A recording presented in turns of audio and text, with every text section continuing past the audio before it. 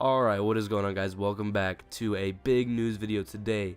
We're talking about the Somerset Isles. We officially have news from the Elder Scrolls Online that we are going to get to play the Somerset Isles here in the summer. I think we all expected a big DLC, but of course no one knew what, and I think it's really cool that we get to go to the Somerset Isles. I'll talk about it more, like this is the whole video is about that, but really, let's get straight into this. So, the DLC is set to release for May 21st for the PC, and I think it's going to be on the PTS, but I'm not sure. It didn't really say. It just said will be accessible by May 21st, so I think that means PTS. And for June 5th on console, which is really cool. I mean, it's not even that far away if you really think about it, but if you play on PC, chances are you're going to get to play this first, so that's a plus. I finally have it on PC, thank God. I just have to level up my character. He's like level 4 right now, so this is the first time that we ever get to go to Somerset Isles, which is really crazy if you think about it. Like, we've never gone to Somerset Isles. I think they might have an arena, like the very first Elder Scrolls game, and I obviously didn't play that, and a lot of people probably don't care really about the Somerset Isles and the lore and stuff, but it follows the lore, and this is going to be a big playable area, like a lot like Morrowind. The DLC is going to be very similar to Morrowind, except I think it's going to be about the same size, just maybe a little bit smaller. Of course, it doesn't have a new character or anything like that, so it's not as big as Morrowind, but it's pretty close. This is the biggest thing we've had since Morrowind, because we've had several DLCs since Morrowind, like 4 or 5, and this is by far the biggest thing. So I would say there's going to be a ton of hype when they release this, and it's going to be huge. This has a quest that's going to be really big, and right now you can play the prologue to the Somerset Isles quest. I'm not sure where it is, but maybe I'll make a video on that later, but right now you can play the prologue to the quest for the Somerset Isles DLC. So I'm going to be showing on the screen right now where the Somerset Isles is going to be in the Elder Scrolls Online. That is the location in the land. It's a pretty decent sized area, but you know, we're going to have to see what they do, because the Gold Coast was a pretty decent sized area, but it was only like 2 cities. But good news is we already know a lot about what's coming this DLC, so let's get straight into this. The first thing we know, there's going to be 5 brand new cities, and there's going to be a bunch of quest lines throughout all of these cities, and one really big one. The main quest line follows the lore of the Elder Scrolls, and it talks about the Physic order disappearing, and doing the quest line will eventually unlock the Physic order skill line. The skill line is only a few abilities, so it's very interesting how it's not quite a full character like we saw in Morrowind, but it's not like the lame skill line of the Dark Brotherhood where it was only a couple passives. This is a full blown out skill line, and there's also supposed to be some passives that we don't know about yet. So I'll walk you through them here in a minute, but there's only going to be 3 new abilities, and I'm pretty sure they're going to be accessible for PvP, which is a great sign because we haven't had anything new like that since the Warden. So the first ability we have here is Time Stop. Now, this in my opinion is the lamest one, but it freezes someone in time at their location. They slow down until they eventually freeze. So I think it's going to be like a trap card, basically, when you put someone in crowd control, and I'm not entirely sure how it's going to work. I mean, obviously, I hope that it's going to be for PvP, or else it's pretty much pointless, but it's really nothing too special. Of course, I mean, it gives everyone a crowd control, basically.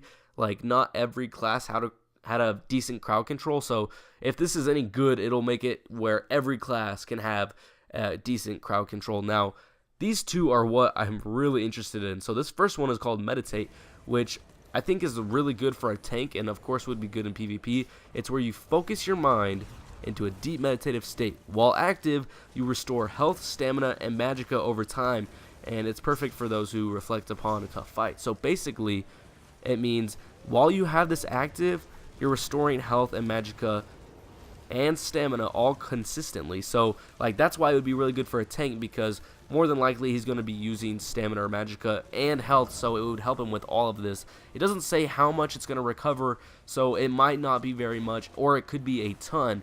That's why this could be really good for PvP. If you're going to be getting a significant amount, it's very possible you're going to want to put this on your skill bar. Maybe a good spot would be in your back bar, and you can just hit it really quick, and it's really good. It's kind of like the Warden's little Blue Betty ability that I use on my build for my Warden, and it's pretty interesting. I really like the Blue Betty, and I think a lot of people do because it's very powerful. You want to have that regeneration factor, so you don't necessarily have to factor on recovery. You don't have to depend on recovery so much, so it's really easy if you can get an ability like this. It's good for new players who don't really understand recovery and things like that, and it's really good for PvP. And this other one, I'm very interested in it. It's called Undo, and it's where you become a true master of time, and you step backwards into the past, instantly resetting your health, magicka, and stamina 4 seconds in the past. So this is kind of like Rewind or like Tracer's ability if you guys have played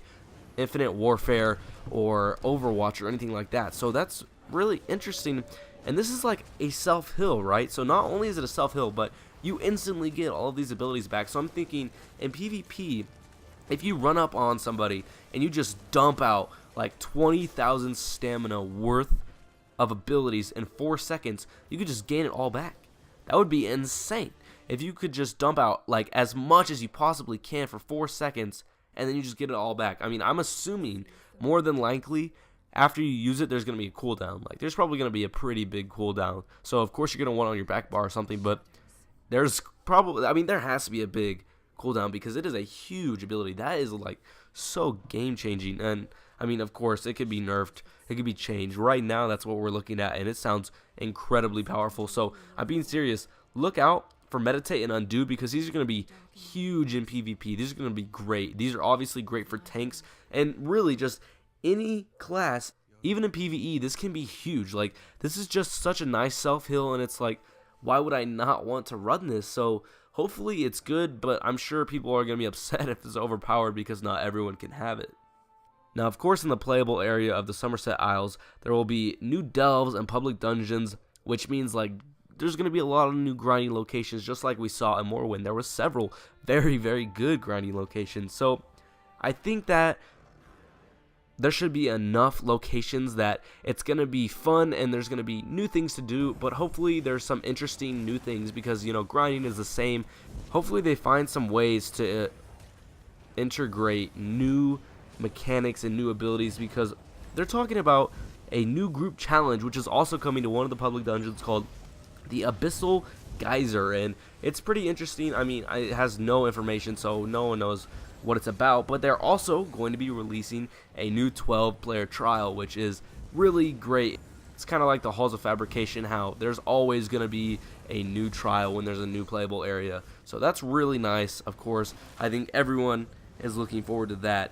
And besides that, there's not a lot else to talk about. The only new feature that there really is that you can craft jewelry, which is interesting because that hasn't been in the game for years. You know, this game has been out forever, and that's a very, very big component is wearing jewelry and buffing up sets and stuff like that. So you can create your own now, but a lot of people don't create their own things. So this is really only going to be good for crafters because if you're a crafter, that means that you're going to be able to make a lot of money off of this because people are going to want you to make this specific jewelry. But besides that, there's literally nothing else. I was showing the trailers on screen. I hope that wasn't bothering you too much, but I'll leave a link in the description to their official website with all their details. I'll leave a link to all of the videos, and I'm really excited. It looks really cool, and you know, of course, like Morrowind was supposed to be kind of like a dark, ancient, like bone mold type area, and they nailed it, and I love Morrowind. That's where I spend most of my time lately, but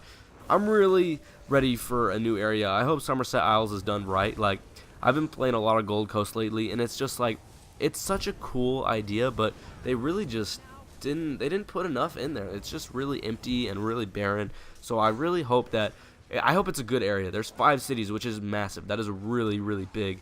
That's about the size, that's about as big as it gets. So we don't know how much it costs yet, but I'm going to guess that it's going to be $40 because that's the average price of a big DLC like Morrowind or the Somerset Isles. So they already got it covered and everything. I'm sure I'm showing all of it on screen, which is cool.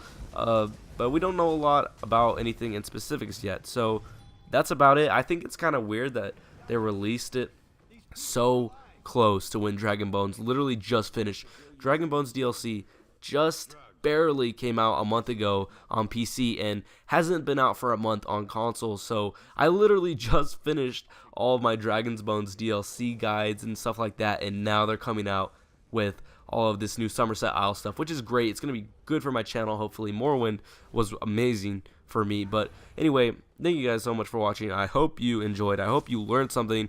I'm trying not to be an idiot, but I really hope that you guys got a good gist of this. Like I said, you can watch all of it on their official pages and on YouTube. So thank you guys so much for watching. Don't play it, signing off.